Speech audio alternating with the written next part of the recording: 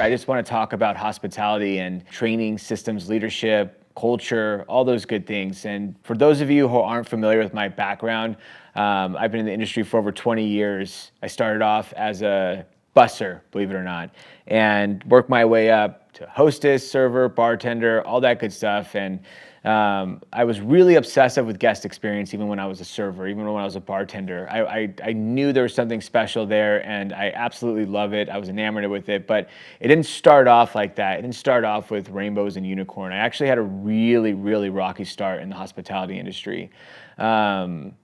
I started off as a busser, and I was working two jobs as a busser. I found two jobs that were willing to hire me with no experience, and I had no idea what I was doing, no experience in the restaurant industry.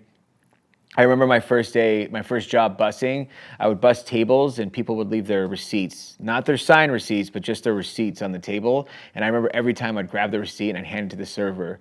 And it was just a regular receipt, right? Like just a printed receipt. And the server would like always kind of look at me kind of crazy, but everyone was too nice to tell me they don't need that. I can just throw it away. So I remember like my first week, I kept handing everyone the receipts that I found on the floor or on there thinking it was important. That's how new I was. So I was working two jobs, sleeping on my friend's couch, and I really wanted my own room. So I was like, I need to become a server. And so I busted my hump and I did what I could to finally become a server. And they finally put me on the training schedule as a server and I got moved up. And then after that, I got my own room. And I realized, you know what? I want to make more money. I want to make the most money I can as a server. I want to get my own apartment. So I started working as hard as I can to become the best server. I was working on upselling. I was working on guest experience. I was working on getting the best reviews. I was working on being the fastest. I was just constantly trying to hone my skill to be better. And eventually I got what I wanted. I became the best server, in my opinion, in my humble opinion. I would get the best schedules. I got the best shifts. I got the best sections, and I was making really good money. But then something happened. I became an entitled server, and that was a problem. My attitude was really bad. It was all about me. It was all about my section, my tips, my schedule. When do I get cut? I knew best that I should be cut this time, or someone else should be cut and I should be taking over their section, or I should get that big party. That was my whole mentality, my whole thing. And that bad attitude and that entitled attitude ended up getting me fired. And I tried to look for another job. I thought for sure I can get another job. I was such a good server, so good at my job, it would be a blessing for someone to hire me. That was my honest mentality. And I probably didn't get another job because I had a bad attitude. And eventually I went broke. I got my car got repossessed. I lost all my money. I had no money in the bank. I think I had $5 at one point to my name. And I was 2 weeks out from eviction. And that was a sobering moment. And I remember I finally got another job by the skin of my teeth. And I remember taking the bus to work and having a realization that I was a loser and that I had to do something and change something. I decided to take ownership. I decided to own the fact that this was all my fault before I blamed everybody else, right? My managers, for firing me and not giving me a chance. Didn't they know how hard I worked for them? My coworkers for not sticking up for me. All these things, it was everyone else's fault except for my own. And then finally at that point, I decided to take ownership and say, this is my fault. And that was a pivotal moment for me because I had a completely different view on things. And so when I got to this new restaurant, my whole goal was to be there for 5 years. I want to spend 5 years there and I want to get my act together. I wanted to get my life together. I want to get my finances in order. The only problem was this restaurant was slow. They were actually in the red all 3 years they had been open. And I really wanted to stick it out there and make it work. So I said, you know what? I'm going to change my philosophy and I'm going to make sure that I do everything in my power to make sure the guest comes back, which means that I actually don't care about my tips. I don't care about how much money I'm making. I don't care about how the guest acts. My only goal is to make sure that I do everything in my power to make sure the guests I interact with come back. Not just the guest I'm serving, but the guest I'm interacting with. That means if I'm seeing someone who needs to use a restroom, I'm doing everything in my power to make sure they come back by smiling, being super friendly, super accommodating. I'll walk them to the bathroom. I'll ask them how their night's going. Ask them if it's their first time here. Ask them how their meal is. If I'm at the front and there's no host, I'm gonna go up there and greet the guest and see them. And again, be super friendly, accommodating, be super interested. Show them that we really care that they're there. Also, I'm going to give a lot of hospitality and support to my staff, my coworkers, because I want them to be able to give their guests the best experience possible. So I'm going to do everything in my power to support them. It did not matter if they supported me. It did not matter if they did the same things back. They did the same thing back. It did not matter if they were working at my level. It wasn't about that. It wasn't about me. It wasn't about my needs or my ego. It was completely about the guests. And that changed everything for me. And it really ended up working because before you knew it, my section was full almost every night from requests, and that, we'd have 22, covers on the books, and 90% of them would be in my section. And my GM caught on to this, and he pulled me aside one day and he said, Preston, can you train the other servers to do that? Do you think this is possible? Because if we do, I think we'll have a very successful restaurant on our hands. And I said, absolutely. I would love to take that challenge on. So me and him together put together a training plan, and we based it on systems, we based it on training, we based it on obviously hospitality, what we now call unconditional hospitality, and leadership. And obviously we wanted to create a culture, and we really focused hard on that. And instead of just giving them training and telling them do this, do that, say this, say that, instead it was a leadership movement that we changed. The leadership running the ship, how they're acting, how they're treating the staff, and how they're directing the staff, how they're coaching the staff was ultra important. And that's really where we found all of our success. And in 14 months, we took that restaurant, which is a very small restaurant. They had 24 tables. They were doing $500,000 a year back in the early 2000s, and we changed it and we flipped it to 1.2 million in 14 months. We had a huge turnaround. It was absolutely amazing.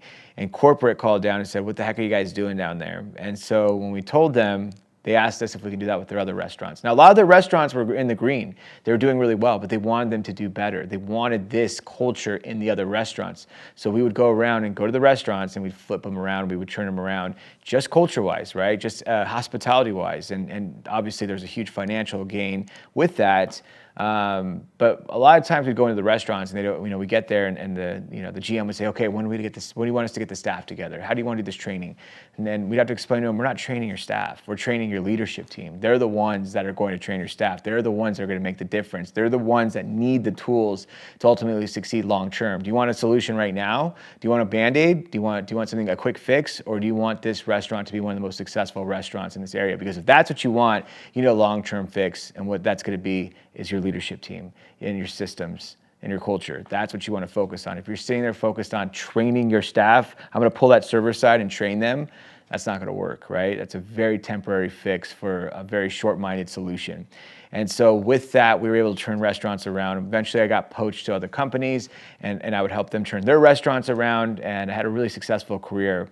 And about a couple of years ago, that's why I started the 30% rule. My whole mission and focus right now is to help independent restaurant owners get the same access that these corporations or big restaurant groups have, who have a huge paycheck or huge pocketbook, and they can afford these things. They can spend a lot of money on this. I'm here to help independent restaurant owners get that same access, because we want to change the hospitality industry.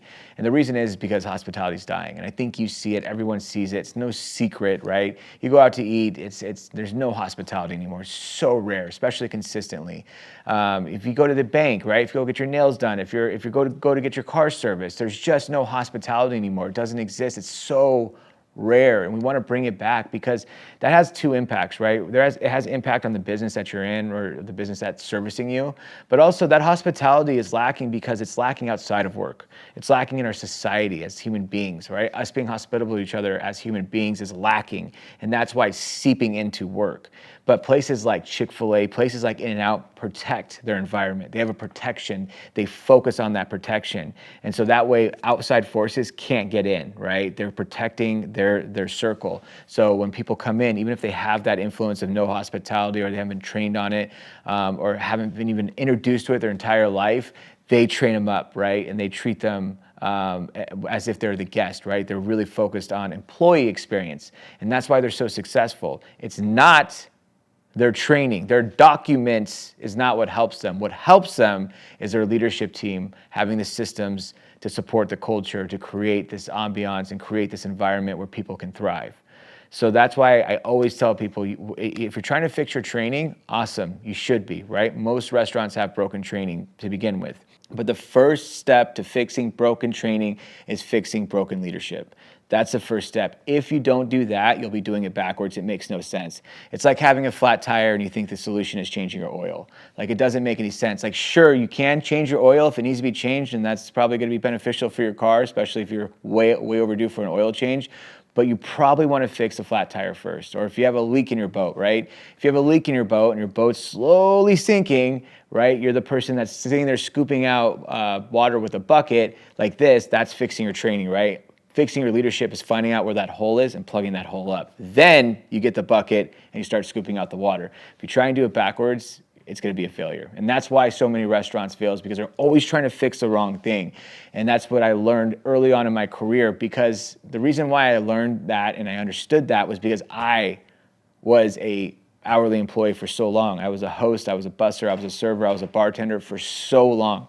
I went through so many training processes. I worked for a lot of different restaurants, and I saw what was broken. I saw that it was the leadership, because I worked for companies that had great leadership and I saw the success.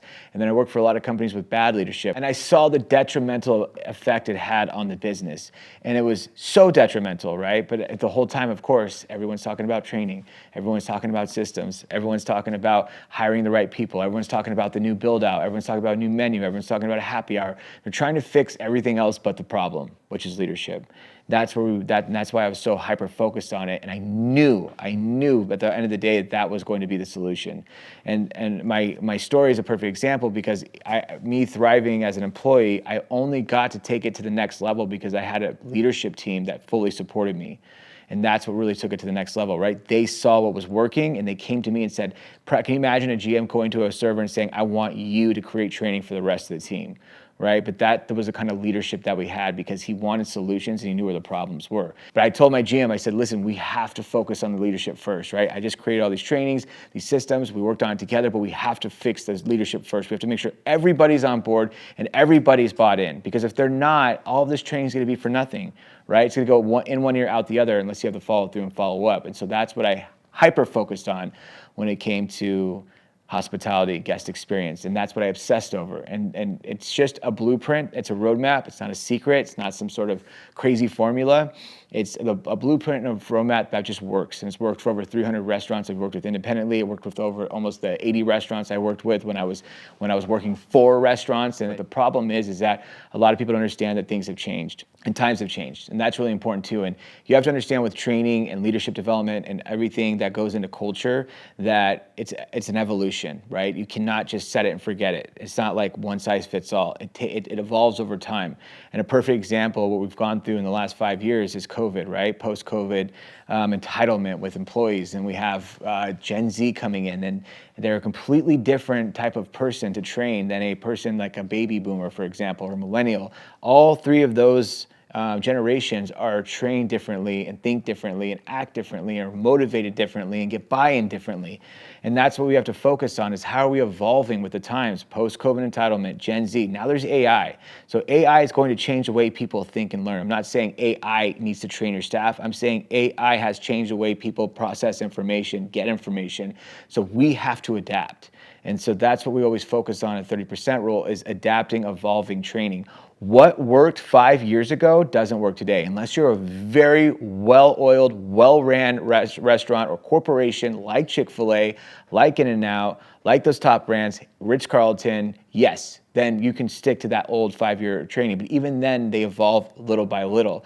But if you're not a well-oiled machine that's already running at a high level, you trying to apply training from 5, 10, 15, 20 years ago, that same style of training into your organization now, you're going to see diminished results. And you're probably already seeing it. You're probably already wondering, you're going, why? My training is here. I see it. I know it. I've told them this. I've explained it to them. I've walked them through. I've told them the why. I've given them the tools, yet they're still not getting it. They're still not executing it. It's because you're using old tactics in a new world. And that's what's broken, right? That's a disconnect, and it's not going to work no matter how hard you try, right? You're just going to keep feeling like it's slipping, it's unattainable, it's going to get frustrating. And so that's why I encourage people, when you are creating your training, think ahead, right? You are in a fiercely competitive market. Restaurants will only get more competitive and more difficult to stay competitive. That's it. No matter what, on a long enough timeline, it's going to get almost near impossible unless you have your training systems and leadership dialed in. Number one thing to dial in first is leadership. So that's why we try to tell you to heavily focus on the right things. Really, as an owner, you got to focus on the right things.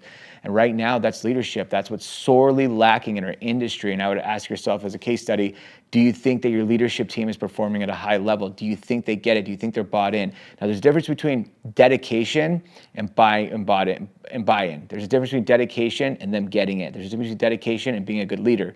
Just because they're dedicated, just because they're a hard worker, does not mean that they're a good leader. They're a good employee, but not a good leader, not a good manager. And we want to turn them into good leaders, good managers. They're giving you the opportunity. They're saying, hey, I'm willing to work hard for you. I'm willing to do what it takes. I'm willing to do the things, but I need the tools to succeed. And you have to give them those tools. They do not come pre-built, and they don't come built over time.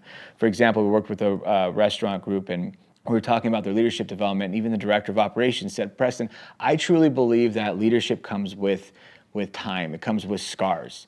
And people are just going to have to go through the hard times of basically not knowing what they're doing and then figuring out what they're doing. And that's the best way to develop a leader, which is crazy when you say it out loud. And even when I say it out loud, you might say, well, Preston, that doesn't, that's not true, or doesn't make sense, or it's half true or whatever, but it's completely categorically false way of thinking.